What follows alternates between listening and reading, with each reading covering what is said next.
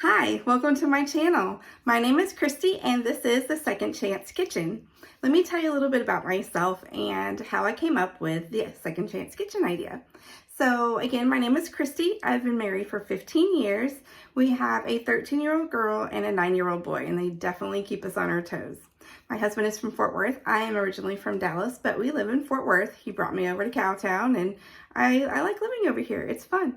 So we live in a small house, and I have a small kitchen. It is not updated. It is not completely organized with fancy bins and things to put stuff in. It's cluttered because it's small, but you know what? It works for me. I have a small oven. It cannot cook a turkey. It can cook a little chicken, but not a turkey. A cookie sheet barely fits in there. But you know what? It does the job for what I need it to do.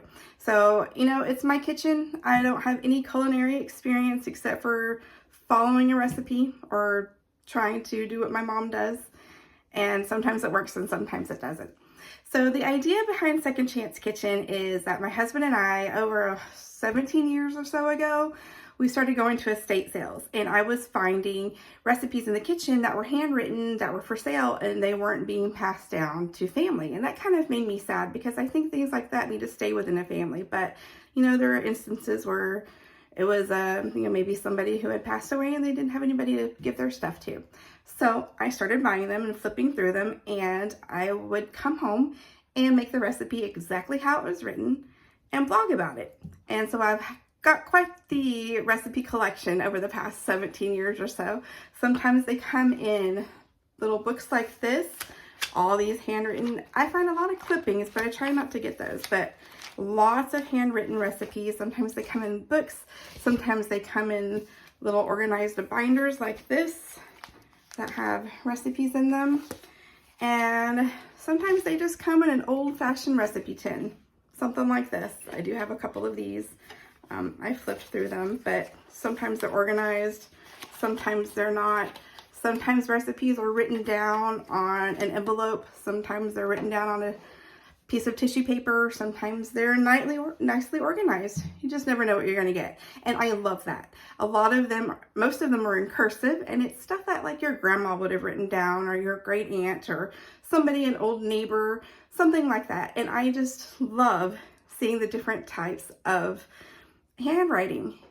There are some fancy handwriting out there that I have trouble reading myself, and you know, I'm Gen X. I know how to read cursive. I know how to write cursive, but sometimes I have to ask for help. What does this say?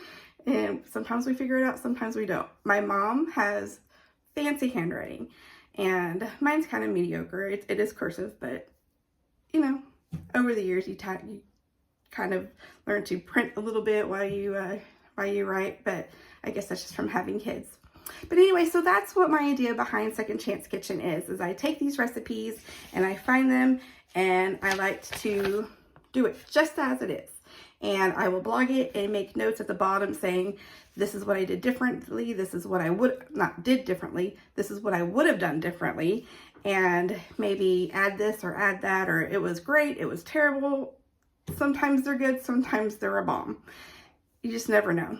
But anyway, so I thought that's something different. I've never seen anybody do anything with estate sale recipes. So this is what I do, and I hope you keep joining me. I hope to make more videos and cooking videos, and hopefully you try some of the things I make if they seem interesting to you. And I would love to know if you make anything that I post, or if there's a recipe that you wish that you had from your grandma or your great aunt and you were looking for it. Let me know. Maybe I can find it. Maybe I have a copy of it. Who knows?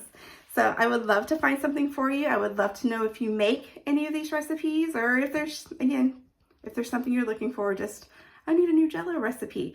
I have plenty of Jell-O recipes. And too bad that my family's not a big Jell-O fan, but we'll make them here and there. So thanks for joining me today. I hope you stick around. I hope this ends up being super fun for me to do and for you to watch, and just entertaining. So thank you for joining me again. Please like and subscribe and all that fun stuff. And I'll see you next time. Let's see what we'll cook up next. Thanks. Bye.